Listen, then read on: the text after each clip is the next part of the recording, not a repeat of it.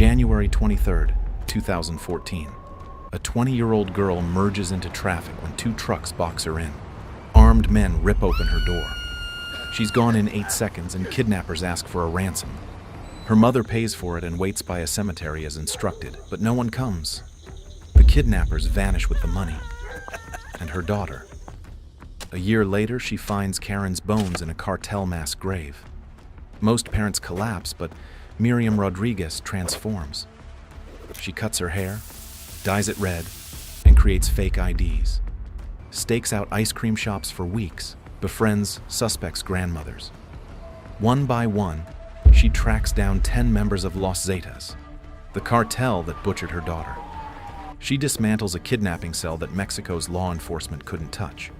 But the cartel has a code: blood for blood. Will she be able to survive? And how did a grandmother hunt cartel killers across Mexico? January 2014, San Fernando, Mexico.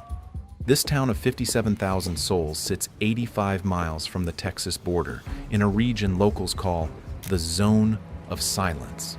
Not because it's quiet, because no one who witnesses cartel business ever talks again. Journalists who ask questions vanish from their homes. Police officers who don't cooperate turn up in ditches.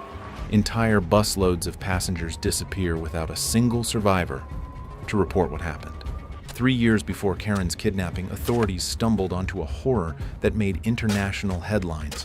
193 bodies buried in 47 mass graves at La Jolla Ranch, just outside city limits.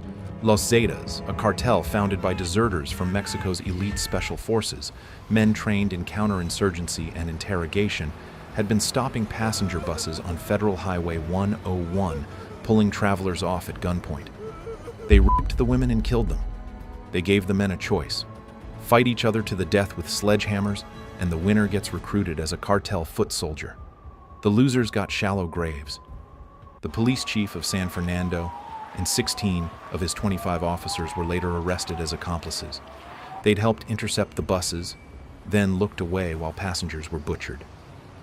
In 2010, the year before the mass graves, 72 Central American migrants were found executed at another ranch nearby, shot in the head for refusing to work as drug mules.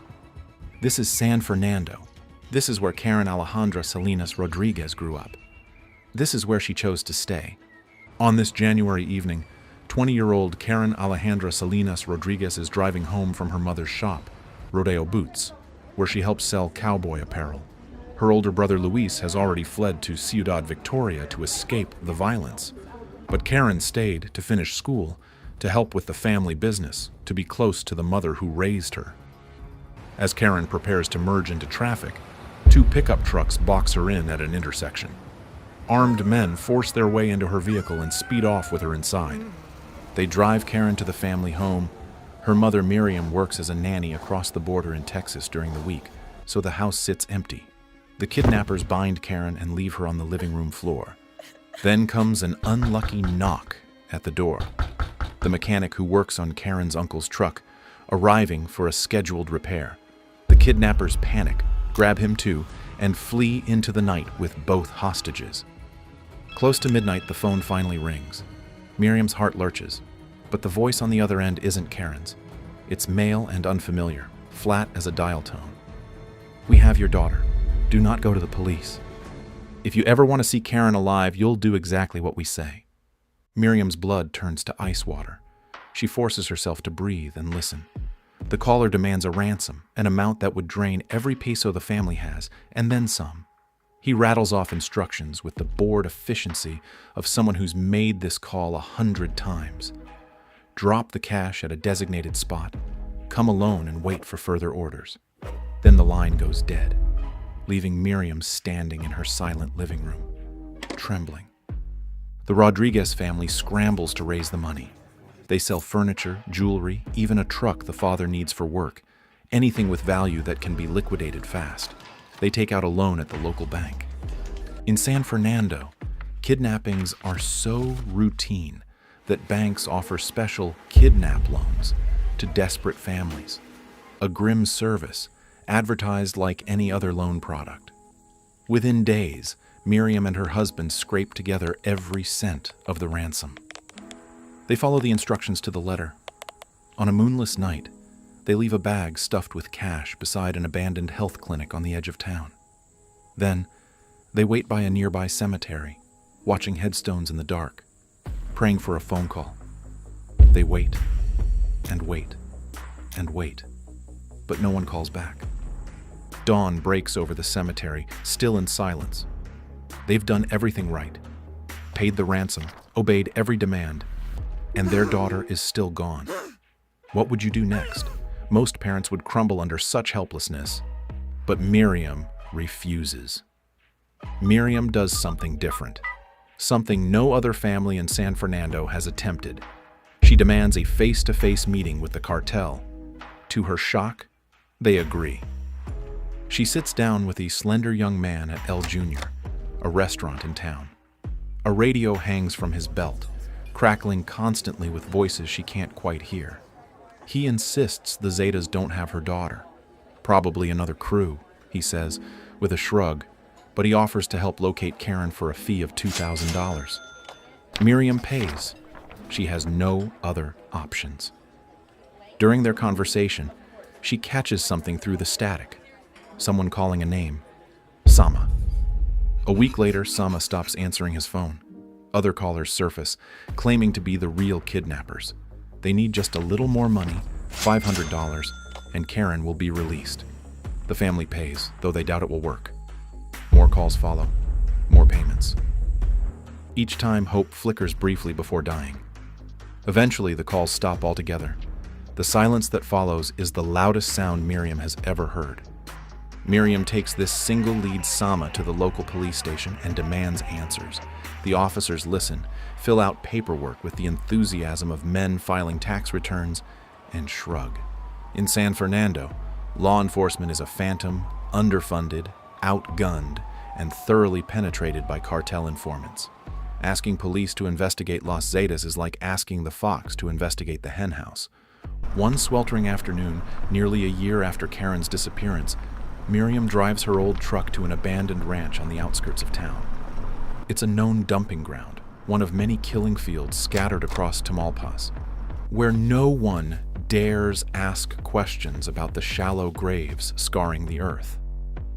Following a rumor whispered by a neighbor, Miriam combs through dirt and scrub, sweat soaking through her blouse. Then she sees it, half buried in the dust, caught on a thorn bush, bleached by sun and rain. A faded purple scarf. Miriam's trembling fingers recognize the fabric instantly.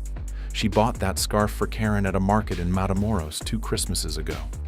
Miriam's last ember of hope extinguishes.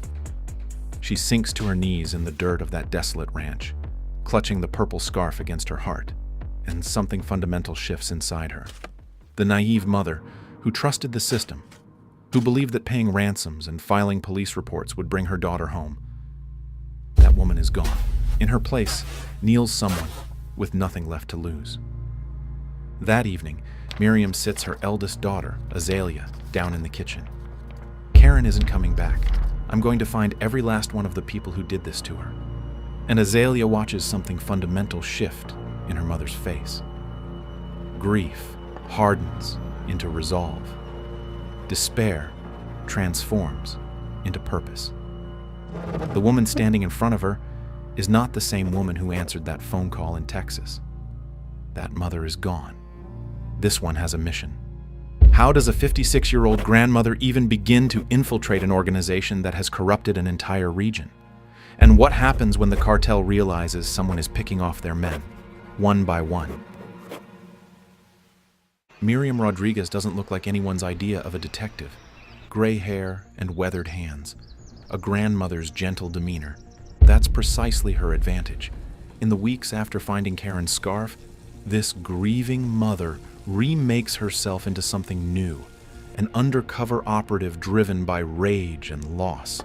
She cuts her long dark hair short, almost to the scalp, and dyes it a striking fire engine red. The transformation is so dramatic that neighbors walk past her on the street without recognition. Each morning she studies herself in the bathroom mirror, rehearsing new personas. the kindly health clinic volunteer, the chatty census taker, the pious church lady just collecting for the poor. She will become whoever it takes to reach her prey. Soon, whispers circulate through San Fernando's underworld about a mysterious figure, a woman who appears asking innocent questions, then vanishes before anyone can trace her. They call her La Camaleona, the chameleon.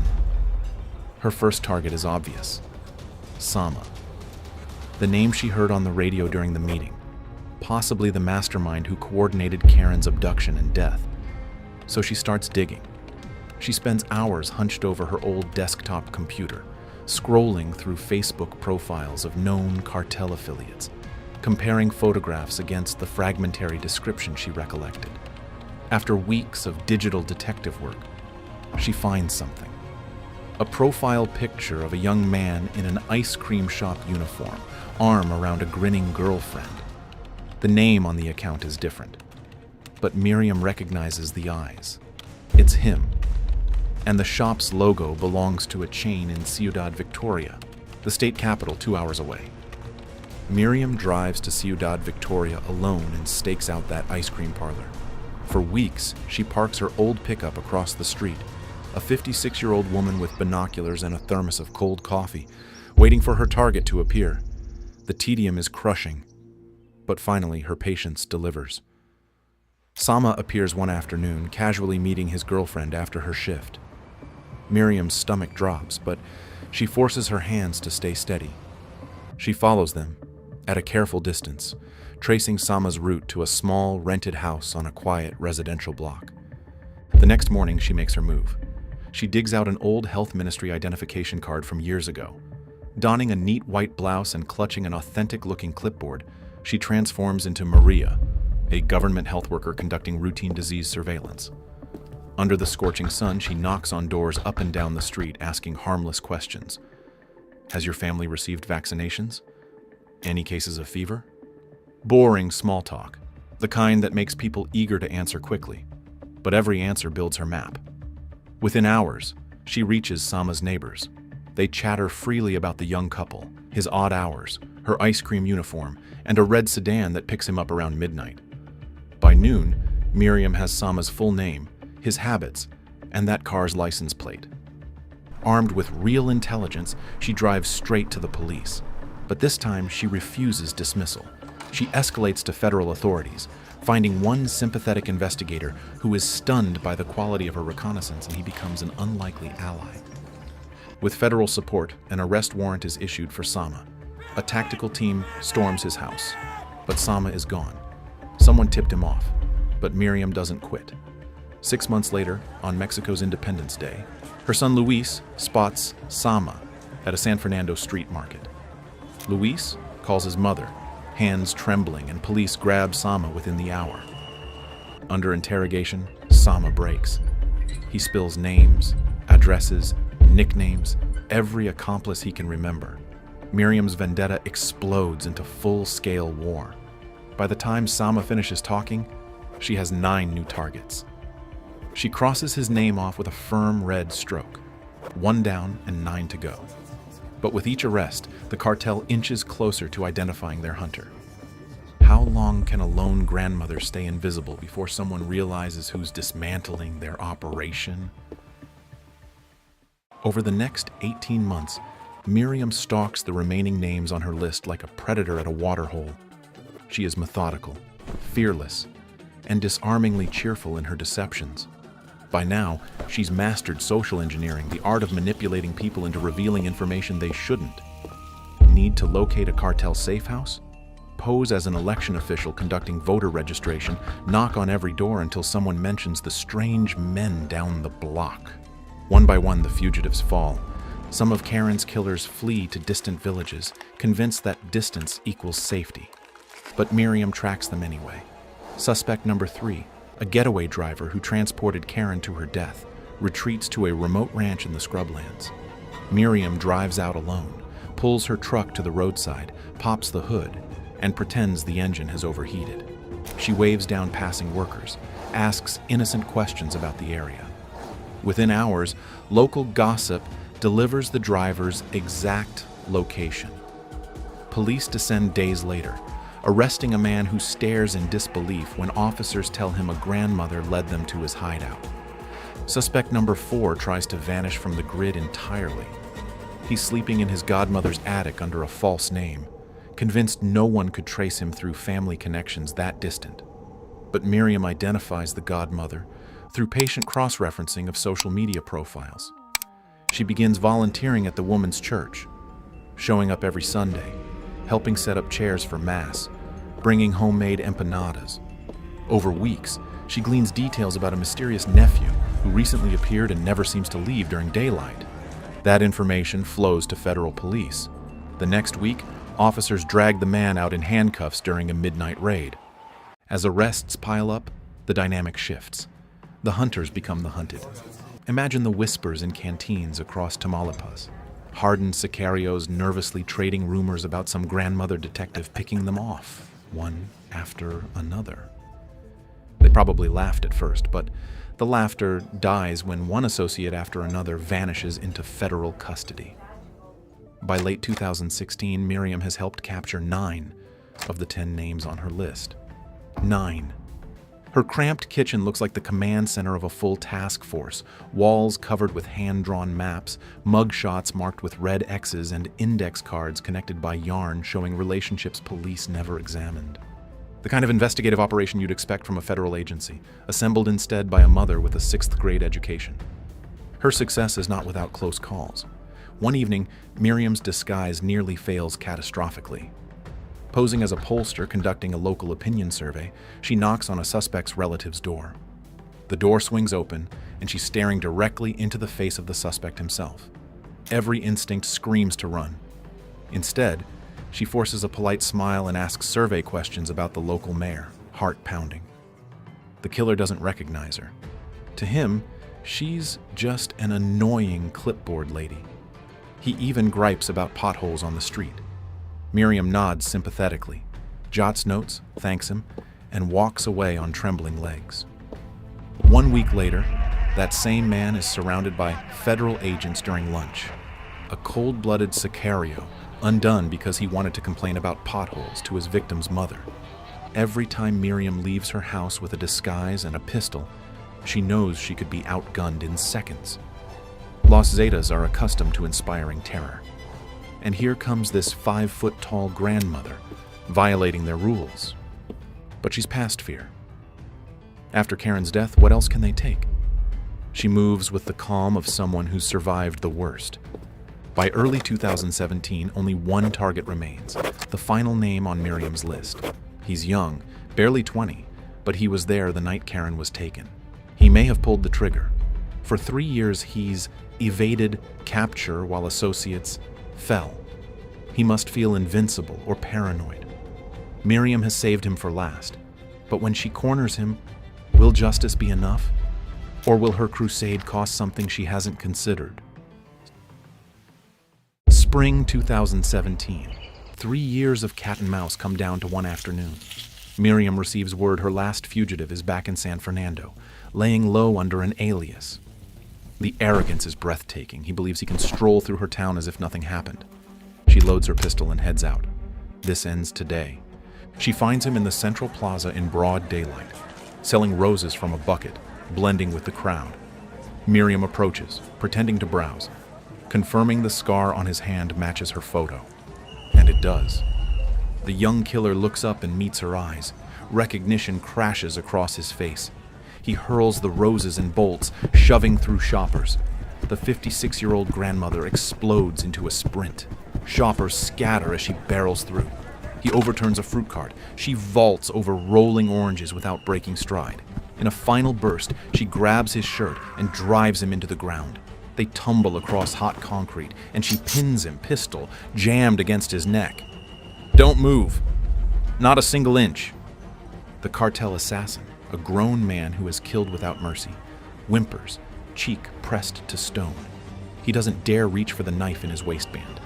Within minutes, officers rush in to cuff the last of Karen's kidnappers. It's over. Against impossible odds, Miriam has accomplished what law enforcement could not. 10 cartel members neutralized. The town speaks her name with reverence. the quiet lady from the boot shop, a hero. But victory carries darkness. Her crusade humiliated Los Zetas. She knows their code. An eye for an eye. The men she imprisoned have friends outside. As summer approaches, several escape in a brazen prison break. Then, rumors spread. One fugitive has promised to eliminate the woman who destroyed their cell. Miriam starts sleeping with her pistol under her pillow. She begs the government for protection, and they send a patrol car to drive by occasionally, a token gesture. Miriam won't let fear rule her. She reinforces her doors, installs motion lights, stays alert while tending Karen's roadside memorial. Neighbors see her pacing each evening, ever watchful. She's become hunter and bait, daring the cartel to make their move. In her notebook, all 10 names are crossed out in red. One margin holds a new entry in pencil: whoever comes next. May 10th, 2017. Mother's Day in Mexico. A holiday that means everything in a country where mothers march in the streets carrying photographs of children who vanished into cartel hands, where entire organizations of grieving women have formed to search mass graves for their missing sons and daughters. Miriam is still wearing the cast on her fractured foot, still maneuvering awkwardly on aluminum crutches. She broke that foot a month ago, chasing down her final target, and the bone hasn't fully healed. Neither has she. She's been staying again with her estranged husband in the small orange house on a quiet residential street. The same house where Karen once lived during the week. The same house where kidnappers bound her daughter on the living room floor over 3 years ago. Every room holds memories. The kitchen where Karen helped prepare dinner, the living room where she was taken, the street outside where Miriam watched her drive away for the last time. At 10:21 p.m., Miriam pulls her car up to the curb and parks. The neighborhood is dark, the streetlights casting weak yellow pools on empty sidewalks. No patrol car in sight. The government protection she requested never materialized into anything real. She climbs out awkwardly, crutches catching on the car door frame, and begins making her way toward the front entrance. Just a few more steps. She's tired. It's been a long Mother's Day without her youngest daughter. Suddenly, a white Nissan pickup truck rolls up silently behind her, headlights dark. 13 rounds shatter the quiet. The shooters peel away before her body reaches the pavement, tires squealing into the night. Her husband, inside watching television, hears the gunfire crack through the walls like the world splitting open. He rushes outside and finds Miriam face down on the street, a spreading dark pool beneath her. Her crutches lie scattered on the concrete. One hand is tucked inside her purse, fingers still wrapped around the grip of her pistol. She died reaching for the weapon she'd carried for 3 years. She died still fighting. She died on Mother's Day, the cruelest poetry the cartel could compose. A message to every other mother in Tamaulipas who might consider following her path. Within months, authorities arrest 2 suspects. Both had escaped in the March prison break. A third is killed in a shootout with police. But the people who ordered the assassination, the cartel leadership who feared Miriam's activism more than they feared legal consequences, remain shrouded in darkness. In San Fernando, some questions are too dangerous to ask. The city honors her with a bronze plaque in the central plaza. Her son Luis takes control of the collective she founded, San Fernando Missing Persons Collective, an organization of 600 families searching together for their missing loved ones. For a season, people take heart. They find indignation in her death, courage in her example. In June 2017, a month after Miriam's murder, authorities in Veracruz, acting on intelligence she provided before her death, arrest yet another suspect connected to Karen's kidnapping. This woman had personally beaten Karen during captivity, hanging her up and using her as a punching bag. Miriam had found her too. Even from the grave, she was still hunting. 100,000 people have vanished in Mexico since 2007, when the government declared war on the cartels. The conviction rate for kidnapping cases hovers near 5%, meaning 95 out of every 100 kidnappers face no consequences. In this mathematics of impunity, Miriam Rodríguez achieved something nearly impossible. Justice, extracted name by name, disguised by disguise, by a mother who refused to accept silence as an answer. The cost was her life.